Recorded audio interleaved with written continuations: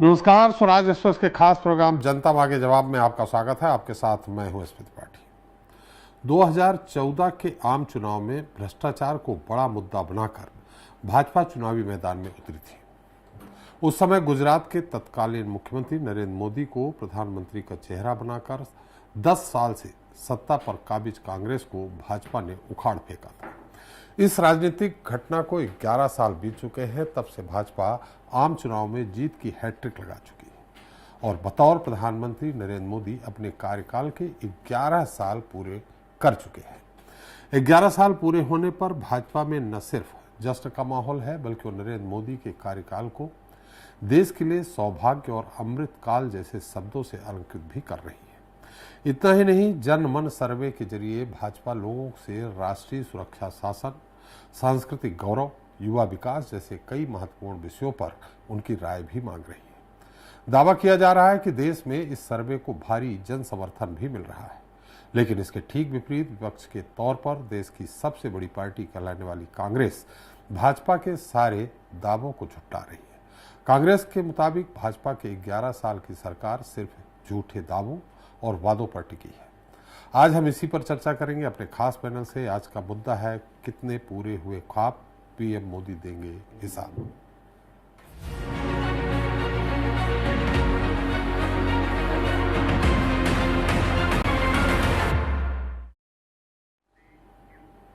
तो केंद्र में एनडीए सरकार के 11 साल पूरे होने पर बीजेपी और कांग्रेस के बीच जुबानी जंग छिड़ गई है। एक तरफ प्रधानमंत्री मोदी ने अपनी सरकार की उपलब्धियों को गिना रहे हैं, तो दूसरी तरफ विपक्ष ने तानाशाही और झूठे विकास के आरोप लगाए हैं। भाजपा अपने शासनकाल को बदलाव, सेवा, सुशासन और गरीब कल्याण से जोड़कर पेश कर रही है, तो कांग्रेस भाजपा की नाकामियों को गिना रही है। सोशल मीडिया में इन दिनों 11 साल, 11 उपलब्धियां और 11 नाकामियों जैसे शब्द खूब ट्रेंड कर रहे हैं। आज इस पर चर्चा करेंगे, लेकिन इस रिपोर्ट को देखने के बाद। प्रधानमंत्री मोदी के नेतृत्व में बनी बीजेपी सरकार ने अपने कार्यकाल के 11 साल पूरे कर लिए हैं।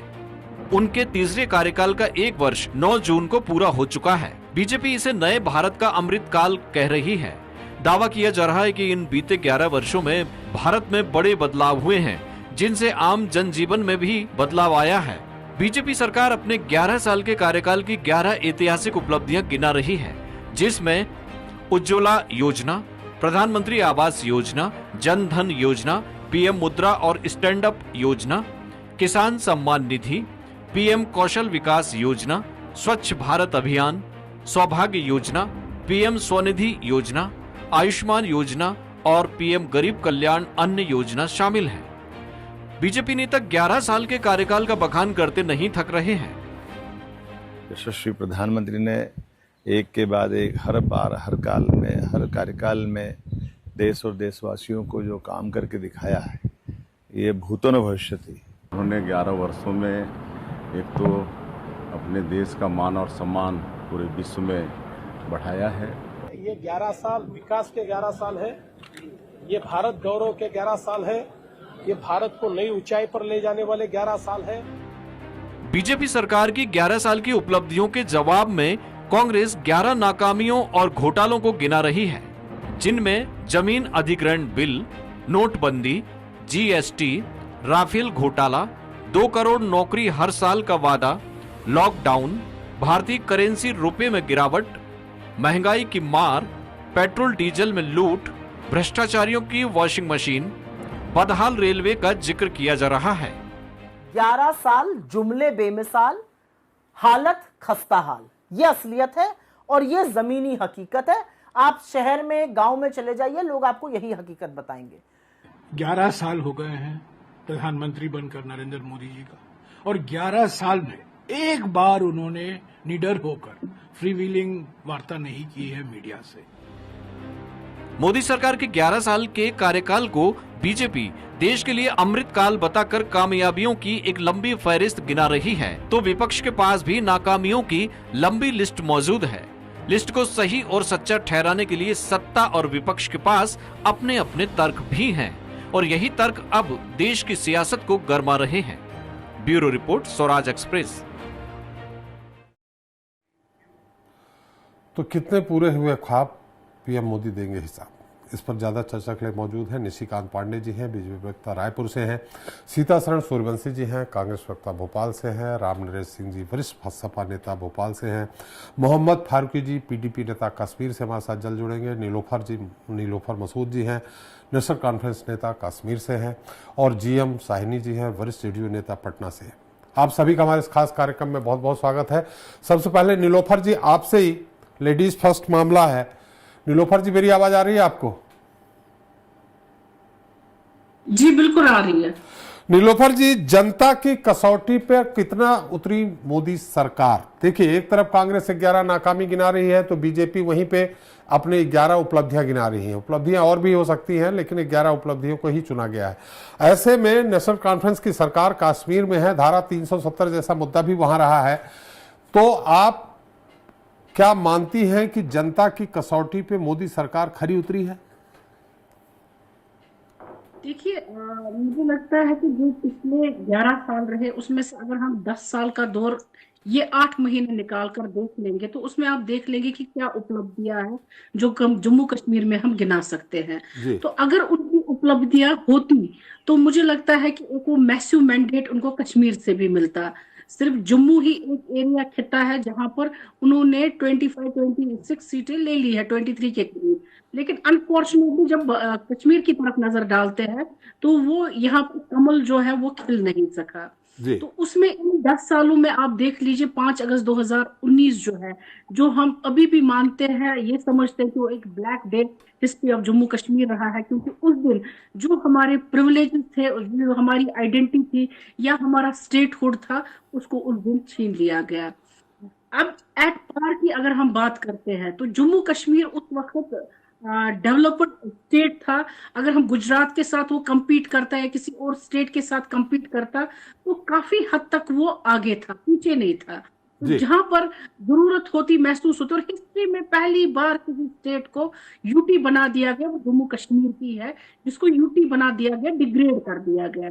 फिर उस डिग्रेडेशन के बाद आप देख लीजिए जो हमारा अनएम्प्लॉयमेंट रेट है वो कहाँ पहुंचा, 370, ये कहकर हमसे छीन लिया गया भाई ये जो आतंकवादी हमले हो रहे हैं वो खत्म हो जाएंगे। इसमें कोई शक नहीं है, मैं ऑन बोर्ड कहती हूँ, उसमें कोई शक नहीं है कि पथराव के इंसिडेंट्स जो थे वो कम हो गए, उसमें कोई शक नहीं है। जो स्ट्राइक हो रही थी या दूसरी चीजें यहाँ पर हो रही थी वो कम होगी, लेकिन टारगेट किलिंग जो हमने 16 साल तक नहीं देखी थी, after abrogation of article 370-35A, हमने वो टारगेट किलिंग देखी। यहाँ पर हमने रिसेंटली पहलगाम अटैक भी देखा, टेरर अटैक देखा, लेकिन एक पॉजिटिव हमने चीज देखी, थोड़ी सी सोच जो हम कहते हैं, खुलकर लोग आए, देश के हित में खड़े हो गए, वो एक पॉजिटिव प्रोग्रेस है।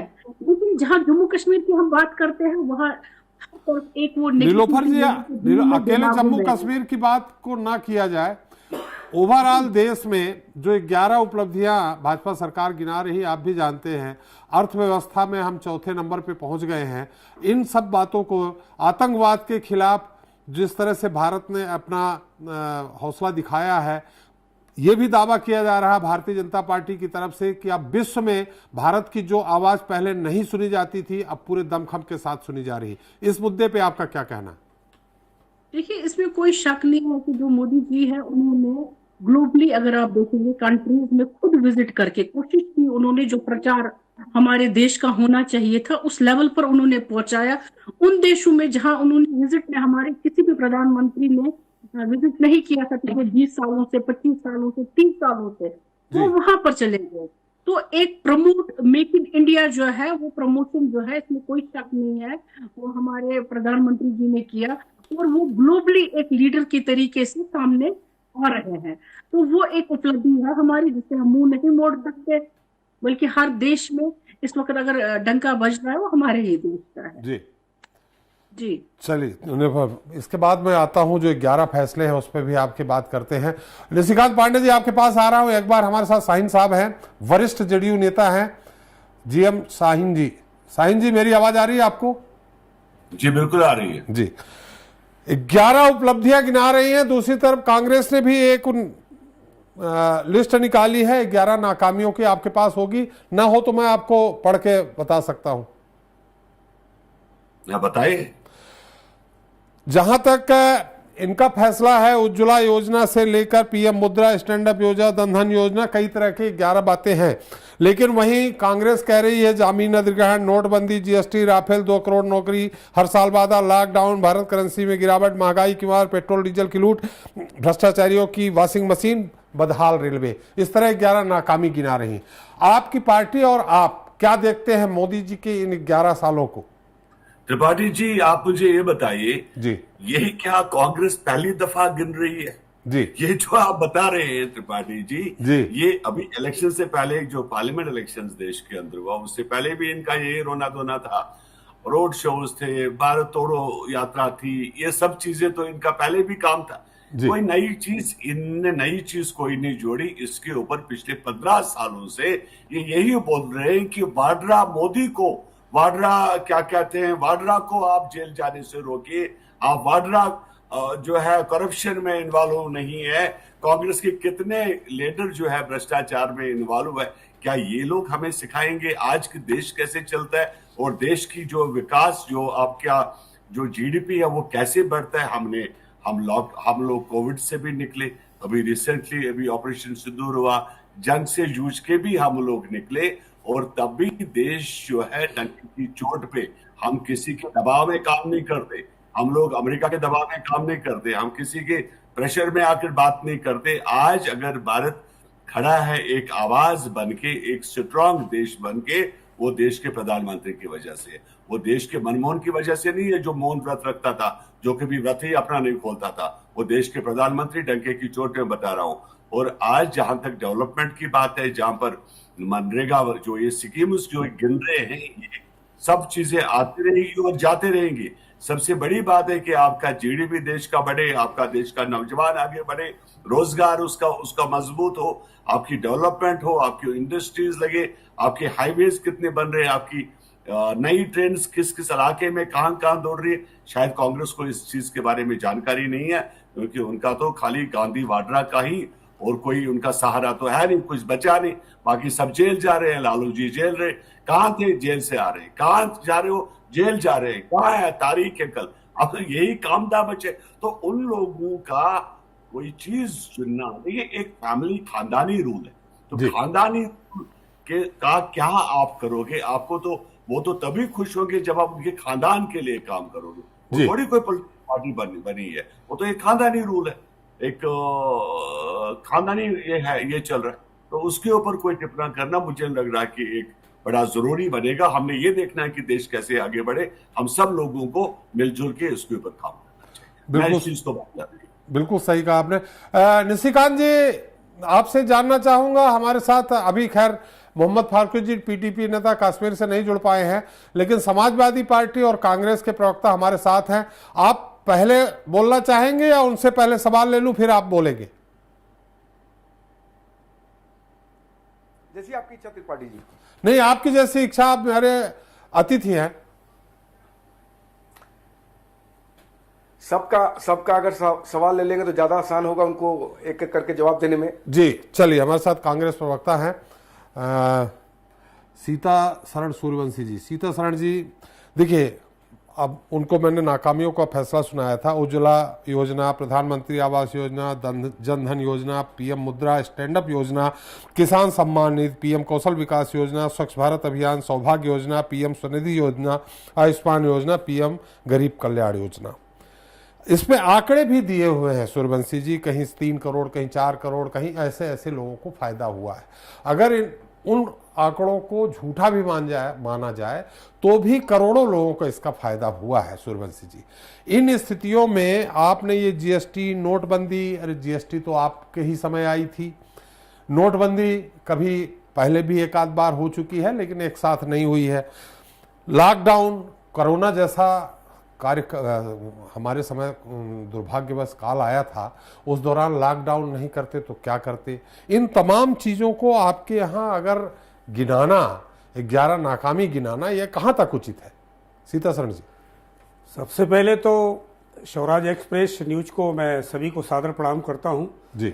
और जिस तरीके से आज बड़ा हास्यास्पद जो मुझे देखने को मिला है और हमारी जनता देख रही है कि पांडे जी जिस तरीके से मुस्कुरा रहे थे और हंस रहे थे, और माननीय स्वर्गीय मनमोहन सिंह जी जो भारत के प्रधानमंत्री होते हैं, और उनको मनमोहन, और जिस तरीके से जो आखिरी का शब्द वो मैं यूज नहीं कर सकता, क्योंकि 100 वर्ष में आरएसएस ने ये अनरजिस्टर्ड जो आरएसएस इनकी जो शाखा है, उन्होंने इनको और केंद्र से लेकर के निचले स्तर तक वाणी और भाषा का ज्ञान तो इन्हें सिखाया नहीं है, कि अभी तक भी ये नाना प्रकार के इनकी जगह। आप इन 11 मुद्दों पे बोलिए। वो मुद्दों पर ही आ रहा हूं मैं, और जिस तरीके से ये 11 मुद्दों की जहां तक बात है कि 2014 से आज तक 2025 तक जुमले के अलावा और कैमरामैन कैमरे के सामने और जनता और जो मीडिया को जिस तरीके से लोकतंत्र में, और जो हमारा सूचकांक, जो हमारी महंगाई, और जो जनता जिस तरीके से जो देख रही है, जनता ने जो झेला है कि महंगाई पर इनका किसी प्रकार का जोर नहीं है, और 2016 में जो नोटबंदी हुई 8 नवंबर को 200 नियम बदले गए। इसके बाद फिर कोविड आया, कोविड के बाद फिर जिस तरीके से ऑक्सीजन नहीं मिली जनता को, और जिन्होंने ऑक्सीजन दी सोनू सूद जैसे, उन पर इन्होंने ईडी, आईडी, सीबीआई और आईटी लगा दी। और इन्होंने ये भी रिकॉर्ड कायम किया है कि जब जब आचार संहिता लगी तो आचार संहिता में इलेक्शन, इनको वोट लेने का जो सिस्टम इन्होंने जो जमाया था, उस समय भी बीजेपी ने जो प्रोपेगेंडा फैलाया, उन पर ईडी और सीबीआई और आईटी के छापे डाले। अब इसके बाद समझ में नहीं आया आप क्या कह रहे हैं, क्या कहना चाह रहे हैं। 19 के बाद जो मोदी सरकार ने जिस तरीके से जो जनता में जिस तरीके की मदें जो पेश की हैं, 11 नहीं अनेक मदें हैं कि वो जनता तक नहीं पहुंची हैं। इन हमने जो योजनाएं आपको गिनाई जनता तक नहीं पहुंची, ये जनता तक नहीं पहुंची है। एक बार गैस सिलेंडर, लोगों को खाद्यान्न नहीं मिल रहा। खाद्यान्न इन्होंने कहा है कि अभी 27 करोड़ हमने उनको उस गरीबी रेखा से मिडिल क्लास में ला दिया है। और इनके नेताओं के जो वहां से दिल्ली से लेकर के स्टेटों में जो स्टेटमेंट हैं कि 81 करोड़ को हम वो 5 किलो अनाज, और गरीबी रेखा में जितने लोग आते हैं उस राशन को हम दे रहे हैं। तो ये इनकी करनी और कथनी में ये अंतर है। अब इसके बाद महंगाई जो किचन से लेकर के इनका जो इन्होंने कहा था कि हम 2 करोड़ नौकरियां देंगे, क्या मिली? और इन्होंने कहा था कि 15 लाख। भारत विश्व में 4थे नंबर की अर्थव्यवस्था नहीं बना। बिल्कुल नहीं, बिल्कुल नहीं। 17 से ये 13 नंबर पे जो आ गई है, और जो लोकतंत्र का जो सूचकांक है सबसे डेमोलाइज हुआ है। और मीडिया को जिस तरीके से इन्होंने जेल भेजा है, बोलने की बंद की है, और माननीय जिनको नहीं भेजा, जिनको ये बोल रहे हैं नहीं, जिनको ये मोहन कहते हैं, उन्होंने 10 वर्ष में 117 है प्रेस वार्ताएं ली हैं। और माननीय मोदी जी ने अगर एक भी प्रेस वार्ता ली हो तो बताएं, अभी भी संसद के सत्र से भाग रहे हैं और नाना प्रकार के ऐसे जुमले, ऐसी शब्दावली का उपयोग कर रहे हैं कि मेरी रगों में सिंदूर बह रहा है। ये क्या है? ये हमारे भारत के प्रधानमंत्री की भाषा है। जी चलिए, हमारे साथ रामनरेश जी है। रामनरेश जी, चलिए आपकी पार्टी का क्या स्टैंड है? टिसीकांत जी उत्तर देंगे ही। रामनरेश जी, कितने खरे उतरे मोदी जी 11 साल में 140 करोड़ जनता के बीच में? ये अभी भारत सरकार की कुछ जन कल्याणकारी योजनाएं तो हैं और जो जमीन पर भी उतरी हैं, जैसे बुजुर्गों के लिए आयुष्मान योजना, प्रधानमंत्री आवास योजना जी। और इसके अलावा एक बड़ी उपलब्धि यह है कि रक्षा के क्षेत्र में भारत का निर्यात, आयात तो है ही, निर्यात भी बढ़ा है, मतलब 12% हुआ है। और जैसे कश्मीर घाटी में रेल नहीं थी तो अभी 6 जून को रेल का भी उद्घाटन हो गया वहाँ पे जी। लेकिन विफलताएं भी हैं जी। जैसे कि आप ऑपरेशन सिंदूर के समय माने अपनी फॉरेन पॉलिसी इतनी विफल रही कि ऑपरेशन सिंदूर के समय दुनिया का कोई देश भारत के समर्थन में खड़ा नहीं हुआ, जबकि पाकिस्तान जो आतंकवाद को पालता पोसता है उसके समर्थन में 3 देश अजरबैजान, तुर्की और चीन खड़े हो गए। जी। इजराइल तो आपके साथ खड़ा था। इजराइल तो वैसे भी वहाँ खाड़ी के देशों में काफ़ी मतलब उसकी आलोचनाएं हैं, विभिन्न तरह से गजा पट्टी में अत्याचार हैं उनके, इजराइल के।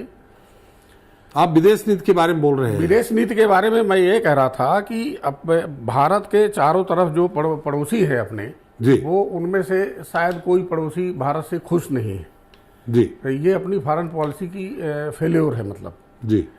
इसके अलावा जो है अपना जो ट्रेडिशनल फ्रेंड है सन 71 के वार में पूरी मदद करने वाला रूस जी के अंदर भी अब वो पहले वाला विश्वास मोदी जी के कार्यकाल में जो पहले हुआ करता था कांग्रेस की सरकारों के जमाने में या जनता दल के जो प्रधानमंत्री थे उनके जमाने में, वो विश्वास अब रूस का भी नहीं रहा। रूस खुद यूक्रेन से जूझ रहा है, ऐसे में क्या है वो अलग विषय है जी। माने रूस का हमारे प्रति जो सिंपैथी थी जी, उसमें कहीं ना कहीं गिरावट आई। बुराई तो नहीं हुई है, हमारा कहना ये नहीं कि रूस से बुराई हो गई जी, लेकिन उसमें सिंपैथी में गिरावट आई जी। और इसके अलावा भारत जो है अपने विश्व की नई उभरती जो शक्तियां हैं उनमें से किसी को अपना खास मित्र बना नहीं पाया है जी, ये है जी। इसके अलावा बेरोजगारी की दर जो है, बेरोजगारी की दर बढ़ी है। 30 लाख सरकारी पद जो स्वीकृत हैं और अभी खाली पड़े हुए हैं भारत सरकार में जी, जिनको भरा नहीं गया है और बेरोजगार घूम रहे हैं पढ़े लिखे नौजवान, लेकिन उन पदों को भरा नहीं जा रहा है जी। पाकिस्तान को अंतर्राष्ट्रीय मंच पर अलग थलग करने की मोदी सरकार की पॉलिसी थी, लेकिन पाकिस्तान को अलग थलग करने के बजाय उसको तो वर्ल्ड बैंक से अभी लोन सैंक्शन हो गया बहुत ज्यादा जी, करोड़ों डॉलर। और इसके अलावा पाकिस्तान जो है आतंकवादी रोधी समिति जो यूएन की है जी, संयुक्त राष्ट्र संघ की, उसका उपाध्यक्ष हो गया पाकिस्तान जी, ये अभी 2-4 दिन पहले जी। तो ये अपनी विफलता ही मानी जाएगी। मैंने कुल मिला के विदेशी नीति की विफलता आप बता रहे हैं। बाकी ये जो योजनाएं हैं उनकी आप तारीफ कर रहे हैं कि पहुंची है जनता तक। बिल्कुल। निशिकांत जी, मेरी आवाज आ रही है आपको? जी, चलिए हम एक बार फिर से शाहीन साहब के साथ चलते हैं। शाहीन साहब, अभी आपने सुना होगा सूर्यवंशी जी और खैर समाजवादी पार्टी के नेता, उन्होंने कहा कि ये जो योजनाएं हैं वो जनता तक उतरी हैं, ये स्वीकार कर रही है समाजवादी पार्टी, लेकिन विदेश नीति पूरी तरह से फैल रही है। शाहीन साहब,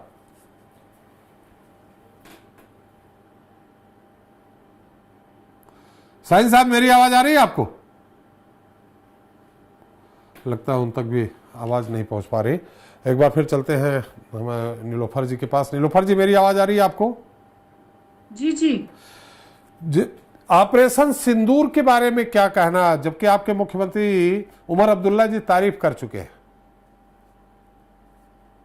देखिए, जहां तक ऑपरेशन सिंदूर की बात है, उस वक्त आपने देखा कि उससे पहले जो माहौल जम्मू कश्मीर का था, पहली बार जम्मू कश्मीर के लोग हर गली नुक्कड़, हर कोई एसोसिएशन, हर कोई फेडरेशन, हर एक कॉमनर जो था वो देश के हित में पहली बार फेयरलेसली खड़ा हो गया अपने देश के साथ जी। और ये मुतालबा किया पहली बात कि जो पहलगाम टेरर अटैक है हम उसको डिनाउंस करते हैं, हम इसको कंडेमनेबल एक्ट मानते हैं कि ये न सिर्फ हमारे देश के खिलाफ टेरर एक्ट है बल्कि हमारे जो जम्मू कश्मीर के एथिक्स ट्रेडिशंस है, उन रिच ट्रेडिशंस के खिलाफ है, क्योंकि पहली बार ऐसा अटैक जो था हमारे टूरिस्टों पर हुआ था जो डिफरेंट इलाकों से आए हुए थे, डिफरेंट स्टेट से। तो पहली बार जो ये एक नई चीज होगी कि लोग तो पहले सपोर्ट करते थे अपनी कंट्री का, लेकिन it was for the first time they came on the streets to support the country.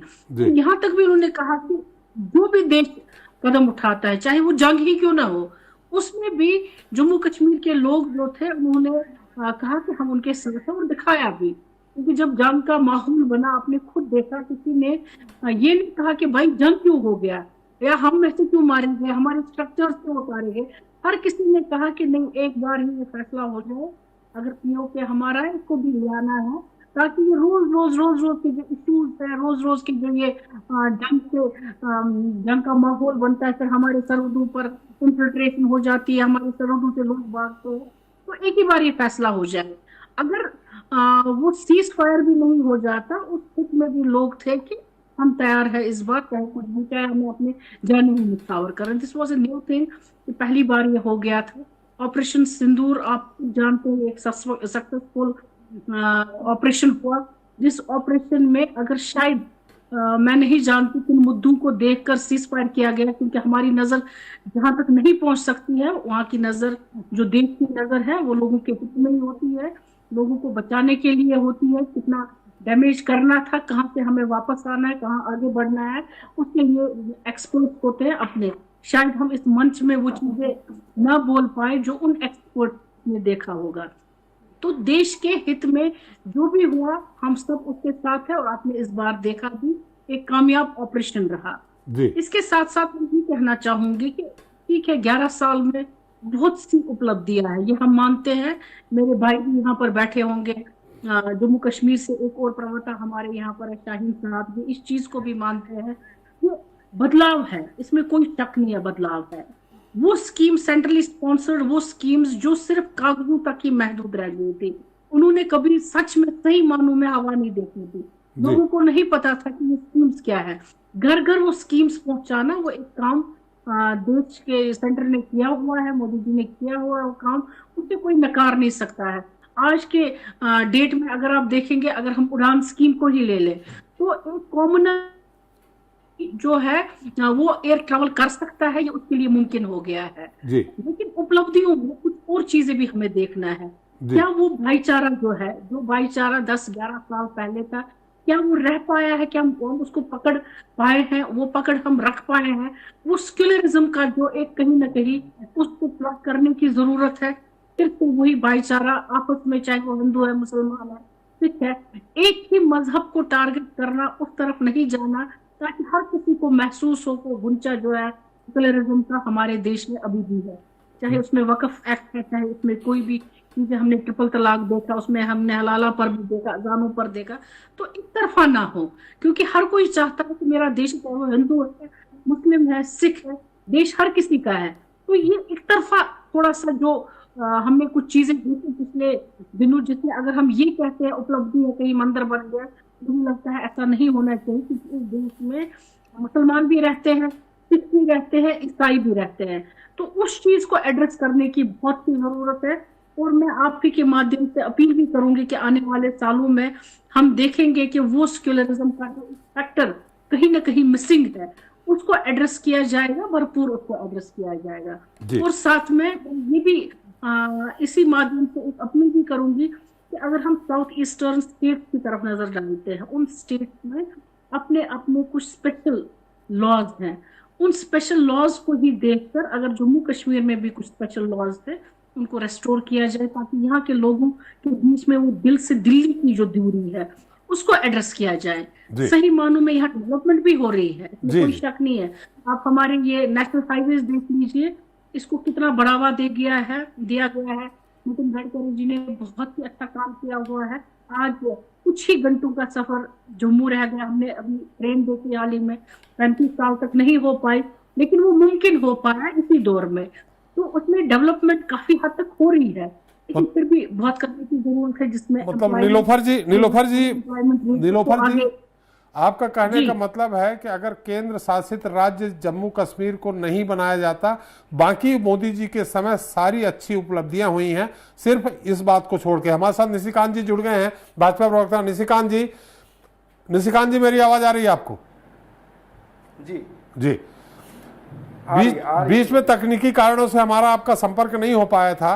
अभी कांग्रेस को आपने सुन लिया था?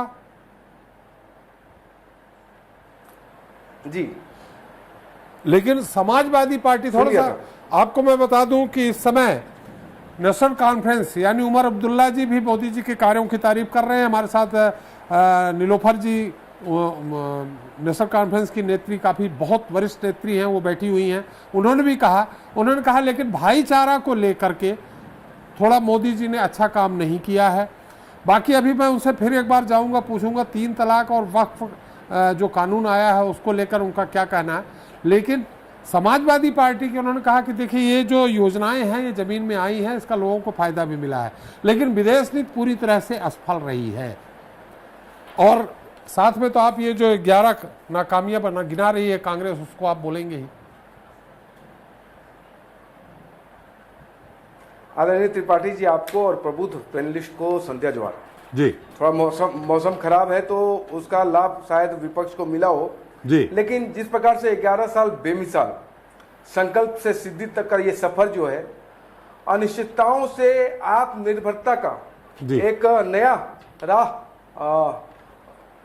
जी आवाज फिर से नहीं, आपकी आवाज बहुत अच्छी आ रही है, बहुत अच्छी आ रही है आपकी आवाज बहुत तेज आ रही है। घबराहट आ रही है। मेरी आवाज आ रही थी पटी? हाँ बहुत अच्छी आ रही है, आप बोलते जाइए। ये मानिए कि जो आवाज बहुत अच्छी आ रही है, ये मान के चलिए कि जी मेरी आवाज आ रही है? हाँ बिल्कुल आ रही है, मेरी आवाज आ रही है आपको?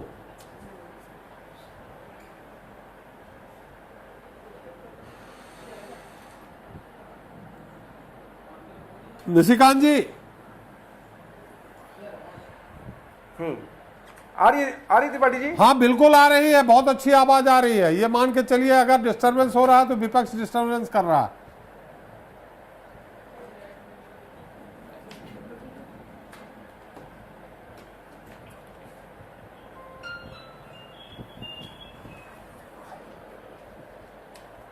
जी निशिकांत जी।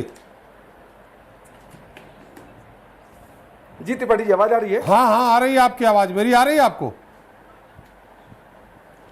जी आ रही है जी। देखिए सशक्त भारत और समृद्ध भारत की ये संकल्पना जो थी जी बड़ी चुनौतीपूर्ण थी, जिसको साकार करते हुए आज 11 वर्ष में हम प्रवेश किए हुए हैं।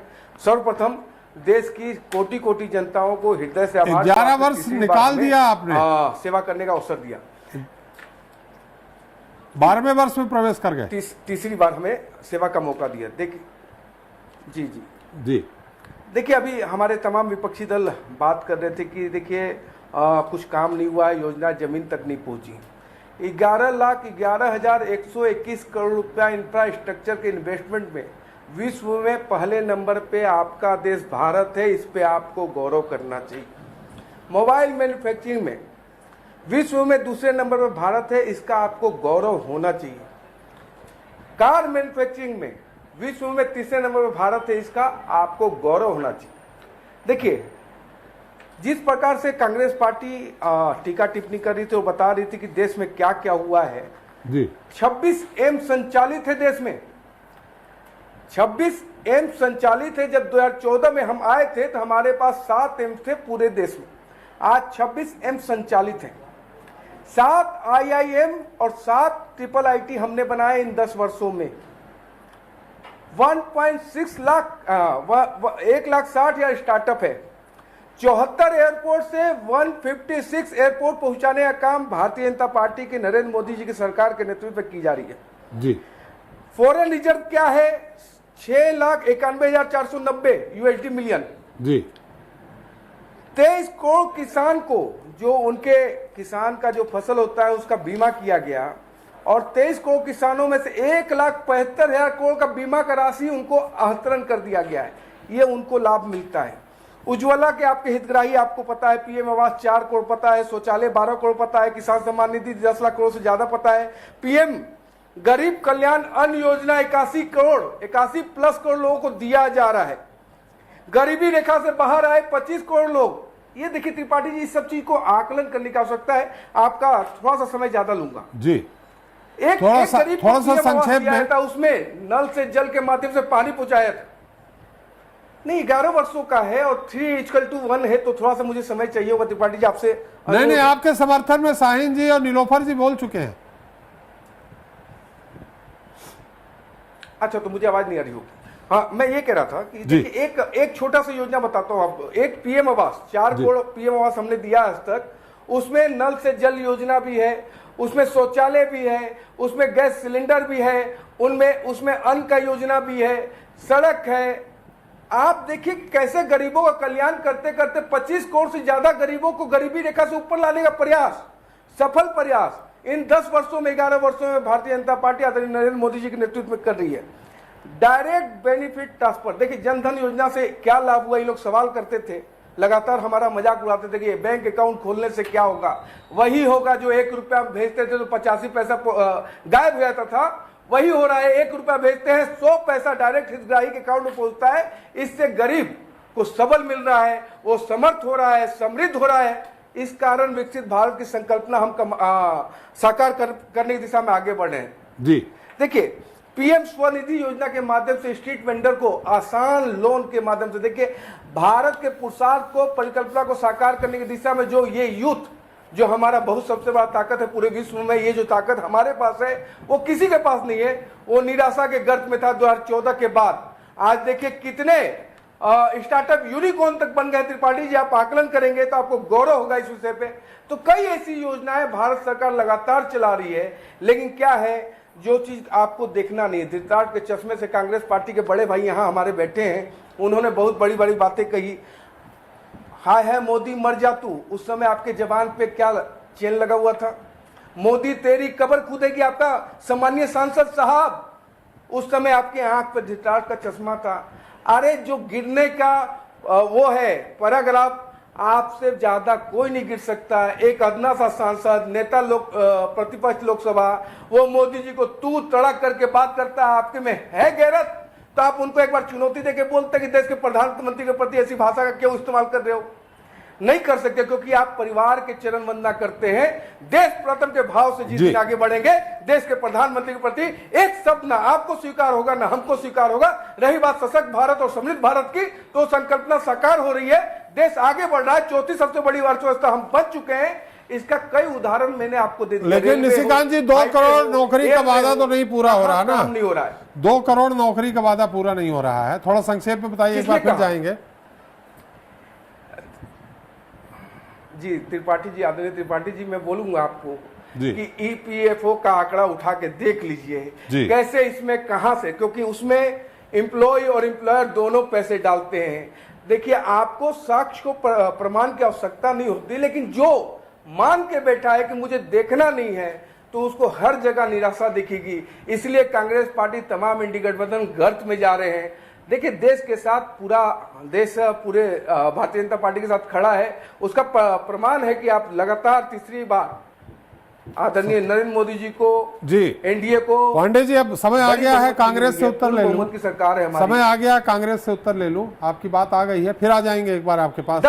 10 सेकेंड और जी, 10 सेकेंड और जी जी जी जी नहीं, आप 10 सेकंड आपने कहा। कांग्रेस पार्टी महंगाई दर की बात कर रही थी, उस पर मैं थोड़ा जी बोलिए बोलिए। तो मैं आदरणीय बड़े भाई से पूछना चाहता हूं, आज महंगाई दर क्या है? आपको एक उदाहरण के माध्यम से समझाना चाहूंगा त्रिपाठी जी। 2014 से पहले इस देश में चुनाव कैसे होते थे? जो 8 सिलेंडर देगा या 10 सिलेंडर देगा या 12 सिलेंडर देगा, ऐसी घोषणाएं होती थी। आज मोबाइल का एक बटन दबाओ, आदरणीय कांग्रेस पार्टी के प्रवक्ता जी सिलेंडर की कीमत थी 1200 रुपए से ऊपर, आज गैस सिलेंडर की कीमत है 900 रुपए से नीचे। ये है, और महंगाई दर आज क्या है? 4.8। आपके समय में क्या कालखंड में महंगाई दर था? डबल डिजिट में चलती थी, 10 पॉइंट, 10.5, 11। तो आप हमें आईना दिखाते, खुद का आईना भी तो देखा कीजिए साहब। जी सीतासरण जी, 2014 के पहले सिलेंडर कितने का था पांडे जी? उसको देख लीजिए और जनता जानती है। आप सुन लीजिए, गया था सीतासरण जी, आप सुन लीजिए।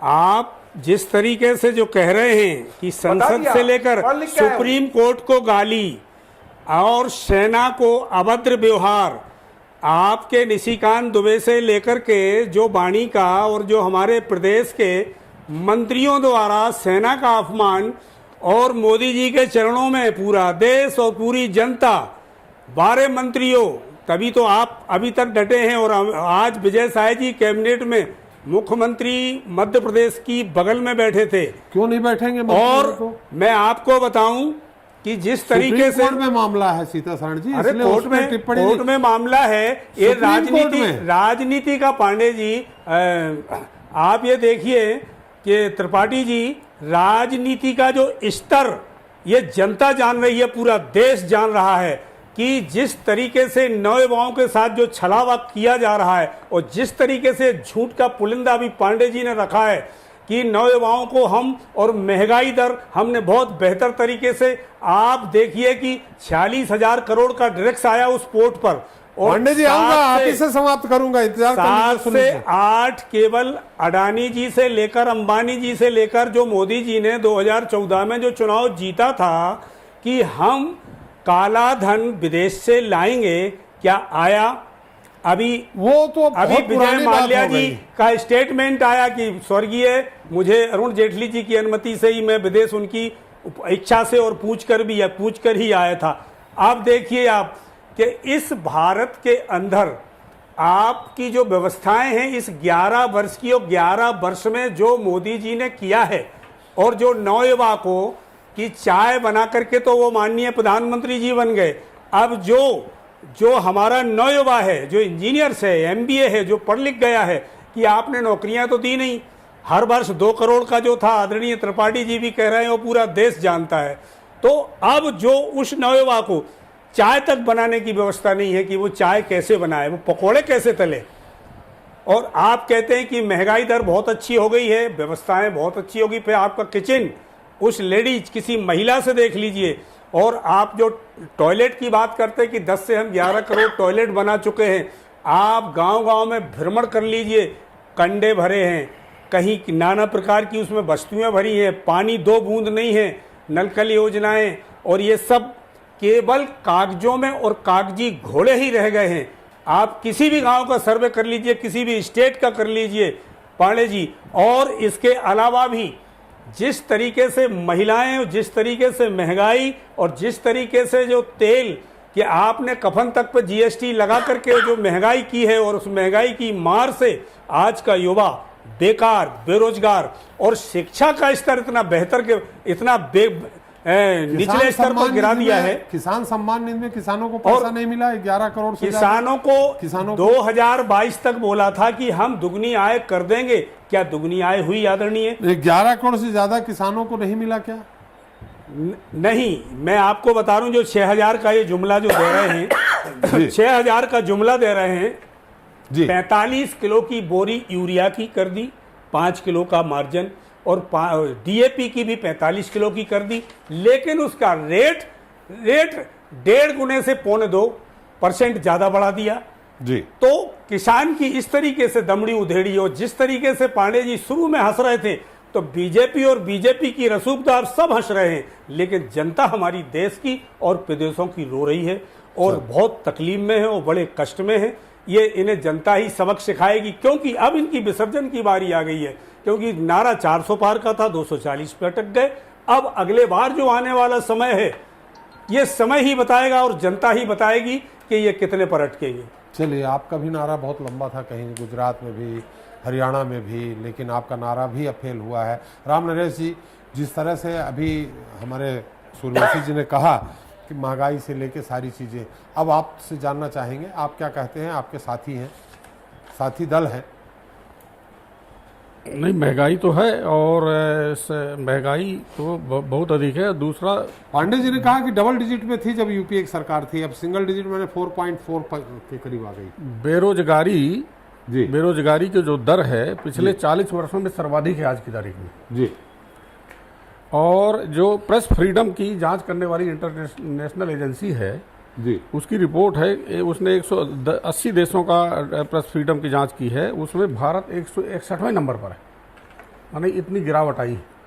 मनमोहन सिंह के ज़माने में 130 के आसपास था आंकड़ा जी, वो, और माने प्रेस फ्रीडम और घटा है मतलब जी।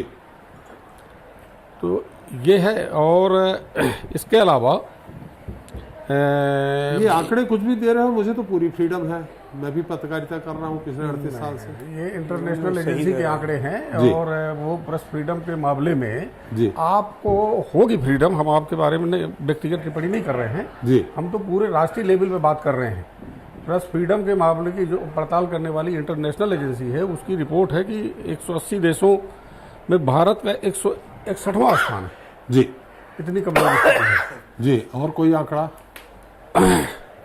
आंकड़ा एक ये है कि भारत के जो सराउंडिंग जितने भी कंट्री हैं जी, बांग्लादेश, नेपाल, चीन, पाकिस्तान, और ये नीचे लंका और बगल में, ये सब आपके साथ नहीं है? तो आप पहले बोल चुके, ये अपने साथ नहीं है, ये आप बता चुके हैं विदेश नीति पे।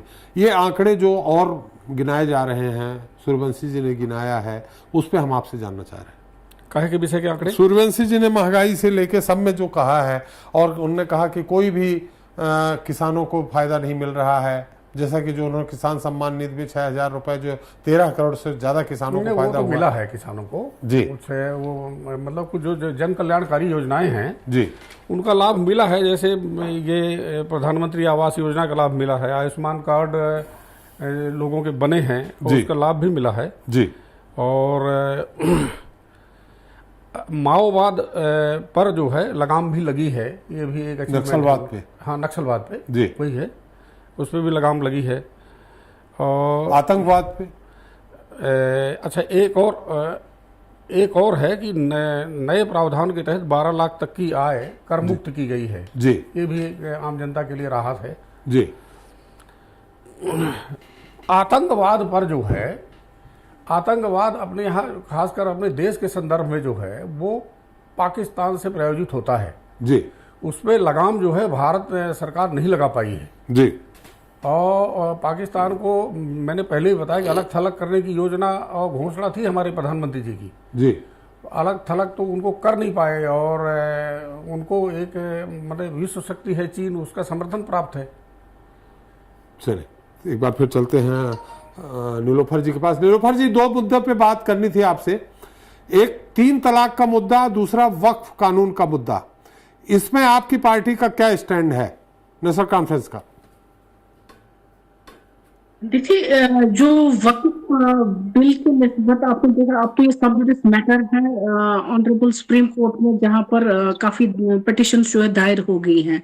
लेकिन जहां तक हमारी बात रखने की बात है, उसमें हमने काफी कुछ जो है ऑब्जेक्शंस वो हमने सामने रखे हुए हैं, जैसे लाइक नॉन मुस्लिमों का इसमें इंट्रोड्यूस करना इस बोर्ड में, चूंकि और भी रिलीजियस बोर्ड है जिसमें चाहे हम हिंदुओं के बोर्ड है, चाहे क्रिश्चियनों के है, चाहे वो सिखों के बोर्ड है, उसमें आप ये मैं समझती हूँ कि जो रिलीजन होता है अपनी एक आस्था है, हर एक की आस्था की बात है। जो आपके सामने रिलीजन शायद मेरे लिए ना हो, लेकिन जो मेरा रिलीजन हो आपके लिए ना, तो अपने दिलों की बात है, आस्थाओं की बात है। इसमें इंटरफ्रेंस करना ये एक बहुत ही नाजुक चीज है, इसको छेड़ना, सेंटिमेंट्स को, जज्बातों को ठेस पहुंचाना, ये बहुत बुरी बात मैं समझती हूँ। जहां तक वक्फ की बात हम करेंगे, इसमें ऑलरेडी अगर आप देखेंगे बोर्ड है, उसमें आप एक नॉन हिंदू को ऐड कर रहे हैं, या वक्फ भाई यूजर है जो इतने सालों से जो एनलिस्ट हो गया है, वक्फ प्रॉपर्टी में आ गया है, लेकिन इसको डिनोटिफाई भी कल को करार दिया जाएगा, क्योंकि इसमें एक्ट में ही लिखा है कि जो वक्फ यूजर है उस चीज को नहीं मानते। तो काफी चीजों पर क्लैरिटी की जरूरत है। हो सकता है इम्बेजलमेंट भी कहीं हो, कहीं ज्यादतियां भी हो, लेकिन वो हर किसी की जगह होती है। आप कोई भी बोर्ड ले लीजिए, आप ये नहीं कह सकते हैं कि उसमें ऐसी चीज नहीं है। कोई ना कोई 5 हमारे हाथ में सेम साइज की नहीं है, कोई छोटी है कोई बड़ी है। ठीक उसी तरीके से दूसरे बोर्ड में भी है, छोटी बड़ी बातें हो सकती है, लेकिन उसको एड्रेस कर सकते हैं दूसरे तरीकों के साथ। लेकिन रिलीजियस इंटरफ्रेंस करना बार बार अगर हम मुसलमानों की आबादी यहाँ पर देखते हैं, it is round about 20% 80% Hindu बरादरी आती है। 4th लार्जेस्ट मुस्लिम पॉपुलेशन है वो हमारे हिंदुस्तान, हमारे मुल्क में पाई जाती है, 4th लार्जेस्ट, लेकिन फिर भी हम यहाँ पर मार्जिनलाइज क्लास है। तो इस मार्जिनलाइज क्लास के राइट्स भी अपने हैं। ये एक डाइवर्स कंट्री है, मल्टी लैंग्विस्टिक कंट्री है। तो इन चीजों का अकॉर्डिंग टू द कॉन्स्टिट्यूशन या कॉन्स्टिट्यूशनल राइट जो हर एक रिलीजन को दे दिए गए हैं, उनकी लिमिटेशन जो है मुझे लगता है कहीं ना कहीं उन लिमिटेशंस में जक पहुंची है, उनमें इंक्लूजन हुआ है, उसको एड्रेस की जरूरत है।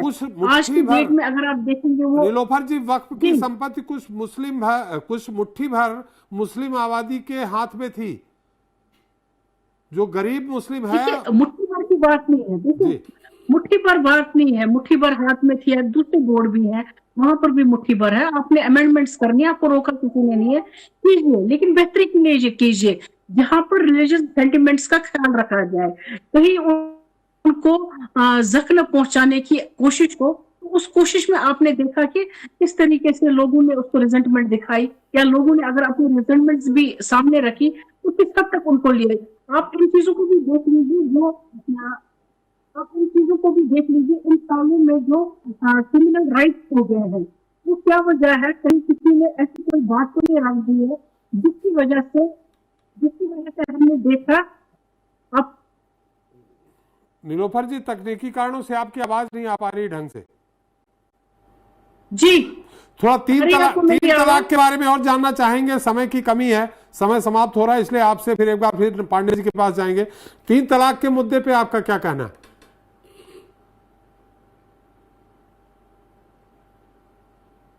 नीलोफर जी, मेरी आवाज आ रही है आपको? जी जी बिल्कुल आ रही है। 3 तलाक के जो कानून बना है उस पर क्या कहना है आपका? देखिए, जहां तक 3 तलाक का ताल्लुक है, वो एक लॉ जो आया उसके बाद भी अगर आप देखेंगे डीवी एक्ट में, खुद एक लॉयर हूँ, अब डीवी एक्ट के जो तादाद है, जो इनका रेशो है, वो कहीं कम नहीं हुआ है। It is still there. हमने देखा कि अगर औरत वो खुला या कुछ और चीजें जो हमारे रिलीजन में है उसमें नहीं आती, अगर ट्रिपल तलाक भी होता था कम से कम उसको आजादी हो जाती थी। लेकिन unfortunately now she is hanging between the relation, जिसकी वजह से उस रिलेशन को उसको कैरी करना पड़ रहा है। वो खुद मुख्तार नहीं है वहां पर। लेकिन ज्यादातर तो इसका दुरुपयोग होता था। चलिए एक बार फिर ऋषिकांत पांडे जी के। पांडे जी, जी मैंने आपसे कहा था कि समापन आपसे ही होगा, सरकार आपकी है और ये बता ही रहे हैं कि प्रेस को डरा रहे हैं आप, ऐसा कह रहे हैं ये। धन्यवाद त्रिपाठी जी। और प्रेस को डराने का काम जो कांग्रेस पार्टी ने किया आपातकाल लगा के, वो हमको बताएगी तो गलत बात है। लेकिन जिस प्रकार से कांग्रेस पार्टी आजकल लंगड़े, बाराती या उसके घोड़े की चर्चा करे, वैसे ही हमारे बड़े भाई ने भी घोड़े की चर्चा की यहाँ पे जी। लेकिन मैं एक दूसरे विषय पाता हूँ। इन्होंने कहा कि काला धन जमा हुआ, आया 1.25 लाख करोड़ रुपए, 1.25 लाख करोड़ रुपए। बड़े भाई सुनेंगे ध्यान से। इन 10 वर्षों में एजेंसियों ने जब्त किया है कई कांग्रेसियों के माध्यम से। 351 करोड़ रुपए तो एक मात्र राज्यसभा के सांसद हैं आपके, रांची से आते हैं, उनके यहां से, साहू जी के यहां से आया था, आपको शायद जानकारी नहीं होगा। दूसरा, बेरोजगारी की बात कर रहे थे त्रिपाठी जी। मतलब इनको तो मैं नहीं समझा पाऊंगा, लेकिन आपके माध्यम से प्रदेश की जनता और देश की जनता को संबोधित करते हुए बोलता हूं कि अगर 11,11,111 करोड़ रुपया किसी देश में इंफ्रास्ट्रक्चर में इन्वेस्ट होता है, बिना रोजगार के हो सकता है? संभव है? नहीं। अगर 23 नए एम्स, 19 नए एम्स बनाए जाते हैं, बिना रोजगार के संभव है क्या? रेलवे हो, हाईवे हो, एयरवे हो, इतने बड़े पैमाने पे लोग काम हो रहा है और बिना रोजगार के संभव है। ये IIT, IIM हम जो खोल रहे हैं, या मेडिकल की सीट बढ़ाई गई, इंजीनियरिंग की सीट बढ़ाई गई। कैसे बात करते कांग्रेस पार्टी? क्या कभी अपना चेहरा भी देखती है आईने में? क्योंकि जिंदगी भर तो गालिब यही भूल करता रहा, चेहरे पे धूल थी, आईना साफ करता रहा। विषय ये भी बता दीजिए त्रिपाठी जी इनको। ये सूर्यवंशी जी कह रहे हैं 16 लाख करोड़ रसूखदारों का कर्ज माफ किया, उस पर उत्तर चाह रहे हैं सूर्यवंशी जी। किसने कहा? एक सबूत आपका चाहिए सूर्यवंशी जी। 30,000 करोड़, कोई भी सबूत यही, 30,000 करोड़ नीरव मोदी का माफ किया। कोई भी सबूत? अरे एक सबूत, पूरा सबूत अभी त्रिपाठी जी को देकर जाते हैं। चलिए, वो बहस का समय नहीं है, उनका समापन थोड़ा संक्षेप में। पांडे जी, संभव नहीं है त्रिपाठी जी, मैं डंके की चोट पे बोल रहा हूँ जी। 10 सेकंड बस जी। देखिए, गाल बजाने से आपको प्रदेश की जनता और देश की जनता चुनने वाली नहीं है।